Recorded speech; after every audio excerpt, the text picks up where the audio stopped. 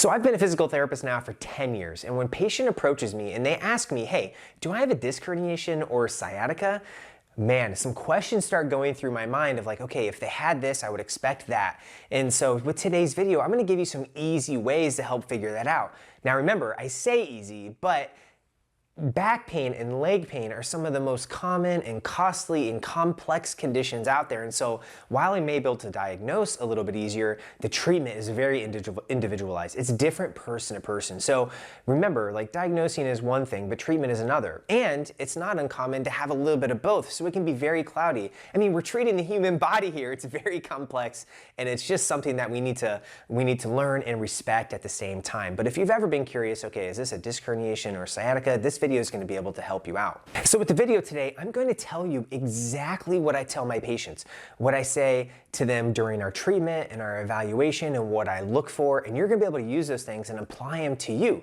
Now, there's a lot of nuances there, and as we go through the video, I'm going to tell you those nuances because it's important, and one little difference can make the whole pathway different for your treatment. And so if we don't diagnose it correctly, if we don't know the right things in the very beginning, it can skew everything down the road. So it's important to pay attention and apply those things to you. And if you have any questions, make sure you leave them underneath the video. Like it's important to get those questions answered because it can make a big difference in your treatment. So first we're going to talk about disc herniations. Let's review the anatomy really quick because I think it's important to understand the anatomy because it can reduce your fear a little bit around a disc herniation.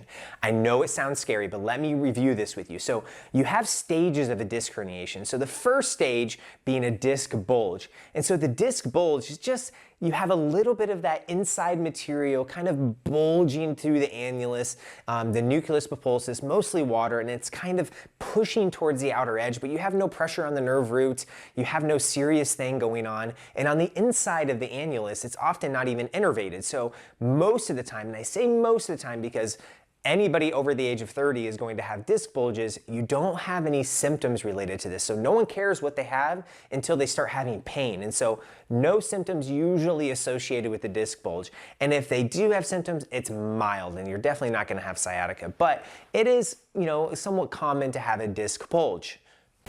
Okay, so herniation time. So the disc herniation is when that annulus becomes really thin on the very edge, most of the time back and off to the side, because that disc material, the nucleus pulposus, is starting to push towards that outer edge, and you're going to potentially have symptoms with this. And so it is not uncommon to have no symptoms, but it is also common to have some symptoms related to this, and it may just be back pain and glute pain, but you could have symptoms down the leg as well. And so some of that nucleus pulposus is starting to exit that disc and push towards that nerve root, potentially giving you some symptoms. Now, as I'm going to continue reviewing the other stages related to this, you may notice that, hey, I've had an MRI before. It's told me I had a disc herniation. That's why I'm watching this video. And I think it's important to understand the true anatomy around it, that you may or may not have symptoms. And that herniation may have been there for a long time. We just don't know. And that's why it's really important to bring up the caveat of whatever they see on the image needs to be correlated with your clinical signs and symptoms. So it needs to match what you're feeling, what they see on the image, because it's important to not go chasing your tail treating an image when you may not actually be feeling those symptoms at all. And so it's important to know the disc herniation is just one stage of it, but you could start to have symptoms with that. And the last two stages are the sequestration and the protrusion. And that means that stuff in the nucleus pulposus, including the outer edge of the annulus, things have just been moved from where they should be to the nerve root and exiting towards the spinal canal and just the area of the spine where it should not be at all. That's when you start having some more symptoms, and that's when I notice that, hey, this person is really having a lot of leg pain. They may have foot drops, some weakness in their leg that they're not even picking up on. Severe symptoms is because that disc material should not be in that area. Like, that is not a normal place for it to be. And so it's not to be taken lightly because it can be very uncomfortable. But with that said, I've seen patients from both of these areas recover very well with conservative care, but it is a little bit of a trek to get there. And so it's important to review the stages because I wanted to give you just a little bit of education before we go over the things that I look for in my patients, be like, okay, this person has a herniation. Okay, so don't get hung up on all of the stages that we just reviewed. It's not important to really be like, okay, which stage of the herniation am I in? That really doesn't matter. We can still diagnose it even if you are not perfectly fitting in one of those stages, because you could have a mix and you may have started with a sequestration, but now it's more of a disc bulge. We just don't know. And sometimes you have an incidental finding in that. I've had patients get an MRI of their pelvis or their hip, and they're like, hey, they found these herniations in my back. Like, oh, do I have a disc herniation? And so then we start reviewing those questions. But I'm going to tell you the 3 things that I look for in patients that if they're like, hey, I think I have a disc herniation, prove me wrong. And so the first thing is that you're younger, right? So most likely disc herniations are happening in people who are younger, 30s, 40s, 20s, and there's usually an incident associated with it. And so if we look at the occurrences of disc herniations, the younger you are, the more likely you are to have it. L4, L5, L5S1 are the most common areas. And if you're younger, you're more likely to have a disc herniation. The other symptom that I'm looking for is radicular pain. And so remember those stages we went through, and the disc material starts to push on that nerve root. And if you're having symptoms that are more like sharp, stabbing, burning discomfort into the leg, calf, or foot, I'm like, ooh, like, yeah, if you're younger and you're having that, I'm really leaning towards a disc herniation. And so those 2 things themselves, I'm like, ooh, I'm really starting to think disc herniation. But then the last caveat related to that is the image. And so a disc herniation itself can be symptom-free. So we cannot rely on just symptoms for disc herniation. A true disc herniation can only be diagnosed from an image, and that image is typically an MRI. And what you see on the MRI is that you see that disc material starts pushing towards the spinal nerve root, just like I spoke to earlier, and that is going to be classified as a disc herniation. Now, I will say I've had plenty of patients have a disc herniation on their MRI and no symptoms at all. I've also had patients have leg pain and be younger but not have a conclusive disc herniation on an MRI. There's a lot of variability there. We're not 100% accurate, and so we rely on the clinical exam plus the image if we need the image to help make an accurate diagnosis. And so younger, radicular pain, and you have an image to prove a disc herniation, I would consider those symptoms to be correlated with a disc herniation. And so sometimes with a disc herniation you will have sciatica, sometimes you will not, and sometimes, you know, sciatica can be completely independent. But I want to go over the things that I look for in my patients. I'm like, oh, you don't have a disc herniation, you have sciatica.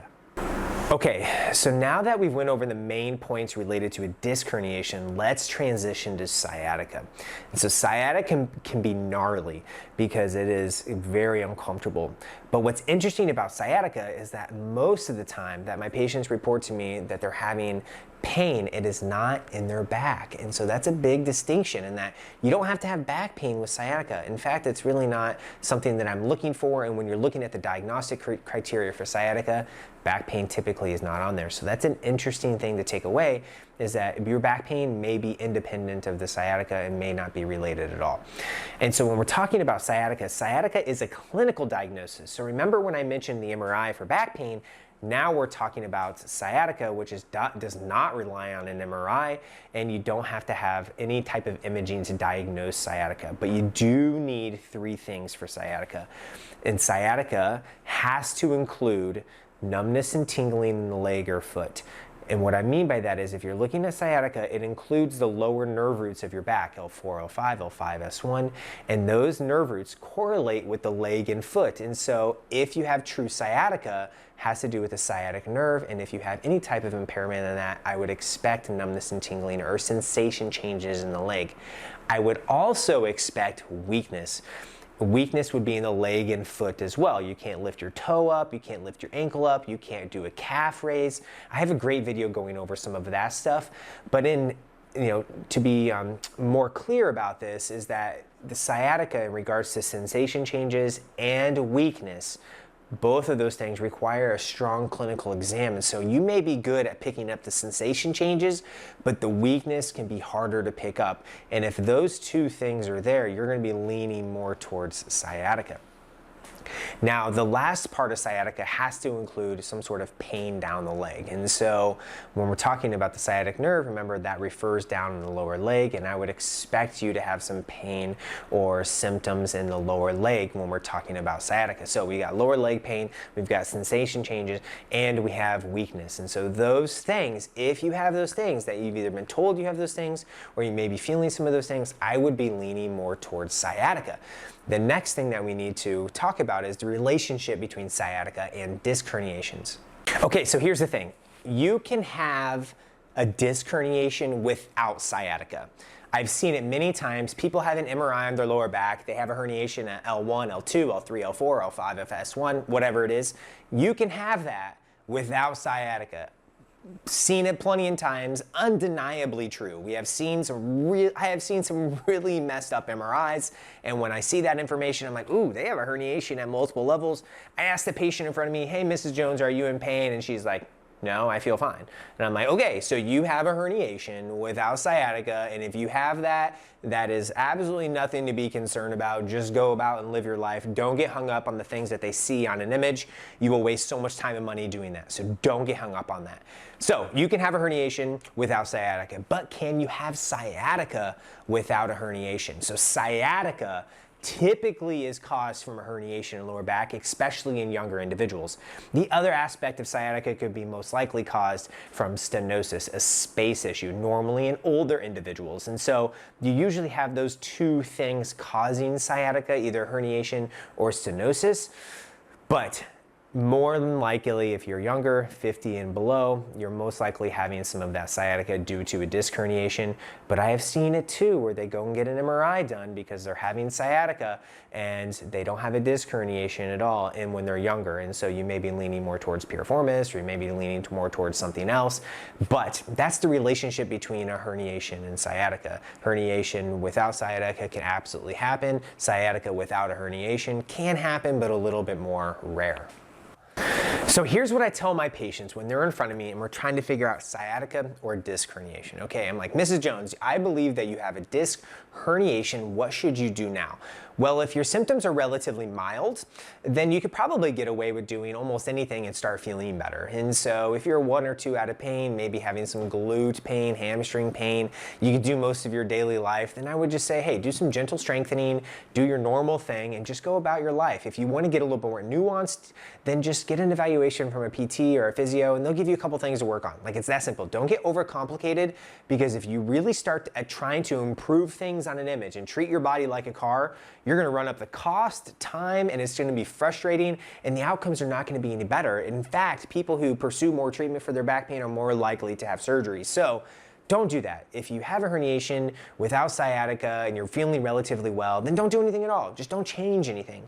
Now, if things are a little bit more severe and you're having a herniation and a resulting sciatica, what I would do, because of the nuances and just the difficulties in treatment, is that I would get an evaluation from a PT or physio, spend the hour of time just really learning your body and doing your thing, and I would download my free sciatica PDF, and that's going to go over some really good nuances that I tell my patients and things that we want to make sure that we understand as we are going through some strengthening and stretching and nerve mobility and just improving the system and improving how you feel at the same time. And so it's pretty nuanced. It's a long PDF. It's absolutely free because it is the information that you should know, and it gives you a good foundation to start building upon. And so utilize that PDF for what it's worth. Utilizing that PDF is going to give you a good head start for sciatica and disc herniations. It's going to give you both of those things. And so it's going to give you those nuances and those little tips and tricks and the clinical things that I tell my patients to help them be successful in treating both of those. And so the relationship between a disc herniation and sciatica, like, they're very intertwined. They can be completely related, and they can also be separate. And so what I've seen too many times is people really try to treat an image, and that's not the way to go. Don't go around trying to treat an image, be like, hey, like, I have a herniation at L5S1. I need to get this taken care of in order to feel better.